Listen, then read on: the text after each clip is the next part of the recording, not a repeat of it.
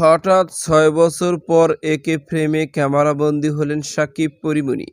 Viewers, বিস্তারিত জানতে চ্যানেলটি সাবস্ক্রাইব করে সম্পূর্ণ ভিডিওটি দেখতে থাকুন। প্রিয় দর্শক, বর্তমান সময়ে বেশ ব্যস্ত অভিনেতা সুপারস্টার শাকিব খান একের পর একে সিনেমা কাজের মধ্যে দিয়ে কিন্তু সিনেমা কাজের মধ্যে ব্যস্ত থাকলেও মাঝে মধ্যে অনেক প্রোগ্রামে উপস্থিত হতে দেখা যায় তাকে। আর কাল হারল্যান্ড উদ্বোধনী অনুষ্ঠানে উপস্থিত হয়েছিলেন সুপারস্টার শাকিব খান। আর সেখানে সুপারস্টার শাকিব খানের সঙ্গে ক্যামেরাবন্দী হতে দেখা যায় পরীমনিকে। একটা সময় দেখা যেত সুপারস্টার শাকিব খান ও পরীমনি আগে বেশ কয়েকটি একসঙ্গে সিনেমায় জুটি হয়ে কাজ করেছিল, কিন্তু মাঝে ৬ বছর সুপারস্টার শাকিব খান ও পরীমনির সঙ্গে যোগাযোগ কিছুই ছিল না।